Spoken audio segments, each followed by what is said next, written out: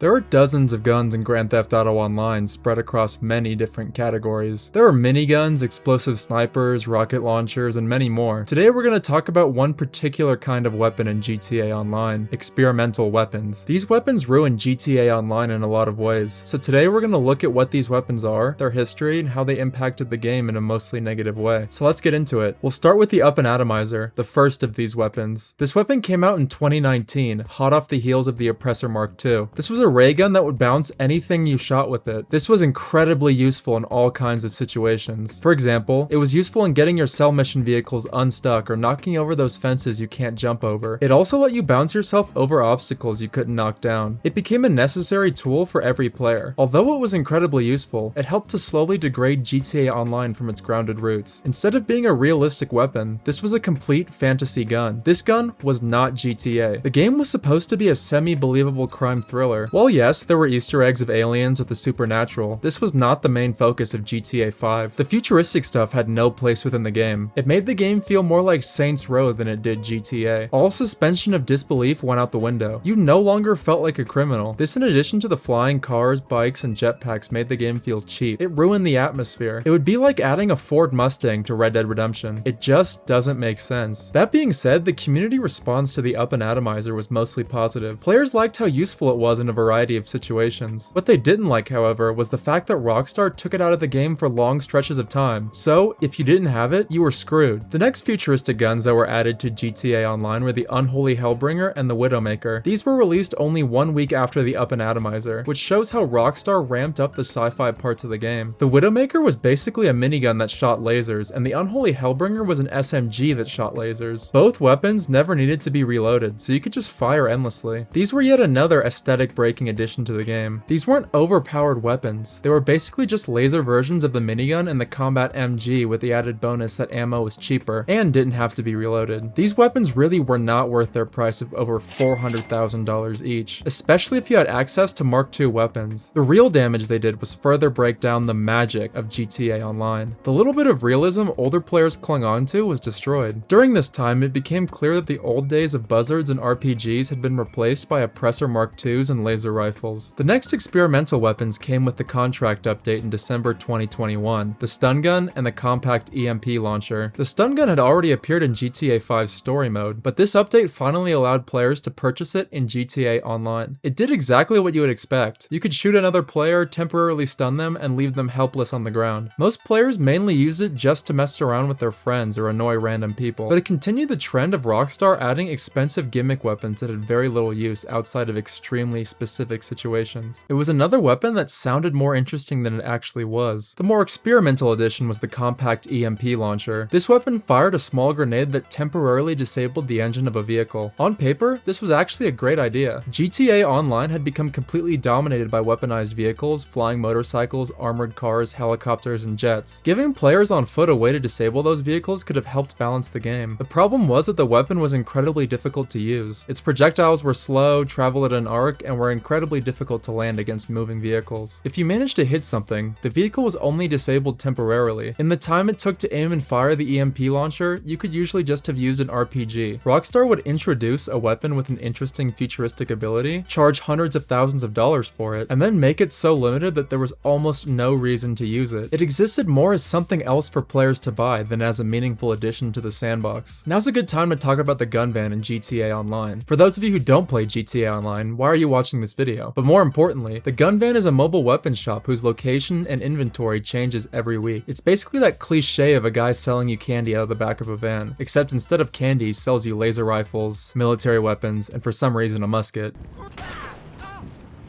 The weapons sold through the gun van cannot be purchased from a normal ammunition, and not every weapon is available each week. This means that if you want one particular weapon and it isn't available, you just have to wait. Maybe it'll be there next week, maybe it'll take a month. There is no challenge to complete, and no reliable method of unlocking it. You just wait for Rockstar to put it back into the rotation. This is especially annoying with something like the Up-N-Atomizer. It is one of the most useful tools in the game, but a newer player might be unable to purchase it, simply because Rockstar decided not to sell it that week. The gun van doesn't make these weapons feel rare rare or rewarding. It just makes buying them unnecessarily inconvenient. And seriously, who is this guy? Why does some random dude driving around in Los Santos have access to alien ray guns and experimental military technology? The most important weapon introduced through the gun van was the Railgun, which became purchasable in GTA Online in January 2023. The Railgun was essentially an explosive sniper that could be carried in the heavy weapon slot. It fired a powerful projectile with almost no travel time, making it extremely effective against vehicles and aircraft. Before the Railgun, players who wanted something similar generally had to use the heavy sniper Mark II with explosive ammunition. However, unlocking explosive ammunition required bunker research. Because bunker research rewards were randomized, you might unlock dozens of other upgrades before finally receiving explosive rounds. It also took real-life time to unlock each upgrade through bunker research, or you could pay to speed it up. All the upgrades weren't available from the get-go. Using explosive ammunition also came with an important sacrifice. Once you equipped it, you gave up the heavy sniper's normal ammunition and its usefulness as a traditional sniper rifle. Its explosive ammo capacity was limited, and refilling it was inconvenient since you needed to go to a weapons workshop to purchase ammo. You gained an incredibly powerful anti-vehicle weapon, but you also gave something up in return. The Railgun removed that compromise. You didn't need to complete bunker research. You didn't need to convert one of the most useful guns in the game. You didn't have to choose between normal and explosive sniper rounds. You just had to find the gun van during a week when it was available and buy it. The Railgun still had weaknesses. Its ammunition capacity was limited. It had to be reloaded after every shot, and it didn't have unlimited range, but it made an incredibly powerful ability much easier to access. Once again, Rockstar took something that had previously required progression and sacrifice and turned it into another expensive item that could simply be purchased. And this is where the real impact of experimental weapons becomes clear. Not every one of these weapons ruined GTA Online in the same way. The Up-N-Atomizer was incredibly useful. The Widowmaker and Unholy Hellbringer were mostly expensive reskins. The compact EMP launcher was underpowered. The Railgun was genuinely powerful. The problem was what these weapons represented. First, they damaged GTA Online's identity. GTA had always been exaggerated, but it was exaggerated within a recognizable criminal world. You robbed banks, stole cars, fought police, purchased illegal weapons, and built a criminal empire. There were jokes, conspiracies, and supernatural Easter eggs. Those elements existed around the edges of the world. Once every player was carrying alien ray guns and experimental military technology, that changed. The strange parts of GTA were no longer hidden jokes. They became normal equipment that players used every day. The absurdity stopped being surprising because it was everywhere. Second, these weapons damaged the game's progression. Older equipment often required players to complete missions, own certain properties, complete bunker research, or make compromises. Experimental weapons were increasingly sold as expensive shortcuts. Instead of earning a specialized ability, you waited for that correct weekly rotation and bought it. Finally, these weapons contributed to GTA Online's endless power creep. Weaponized vehicles became stronger, so Rockstar added stronger weapons to fight them. Those weapons made older vehicles weaker, so Rockstar added more armored and technologically advanced vehicles. Every solution created another problem that required another expensive solution. That cycle is how GTA Online went from players fighting with rifles, buzzards, tanks, and RPGs to a game filled with orbital cannons, flying motorcycles, missile jamming cars, laser miniguns, and portable railguns. Experimental weapons did not create that transformation by themselves, but they helped to normalize it. The unfortunate part is that some of these weapons are genuinely fun. The Up-N-Atomizer is one of the most useful tools Rockstar has ever added. Launching cars through the air with it is hilarious. Shooting down an aircraft with the railgun is satisfying. Even the useless weapons can be entertaining when you're messing around with friends. But something being fun does not automatically mean that it fits the game. Rockstar could have restricted these weapons to specific missions, adversary modes, events, or clearly separated areas of the game. Instead, they were placed directly into the main sandbox. Once they became useful parts of the game, Rockstar could never realistically remove them without upsetting the players who had purchased and relied on them. So did experimental weapons single-handedly ruin GTA Online? No. GTA Online was already moving towards science fiction through the Doomsday Heist, the Oppressor Mark II, the Deluxo, and dozens of other additions. But these weapons accelerated that transformation. They made the ridiculous parts of the game permanent and unavoidable. Each weapon pushed the limits slightly further until there were basically no limits left. As Rockstar moves into the GTA 6 era, this is one of the biggest lessons it needs to learn from GTA Online. The next game can still have ridiculous weapons, vehicles, and modes, but they should not be allowed to consume the entire experience. There needs to be a line between GTA's grounded criminal world and its most absurd ideas. Because once everyone is carrying a ray gun in their pocket, Grand Theft Auto stops feeling like Grand Theft Auto. It starts feeling like a completely different game wearing GTA's skin.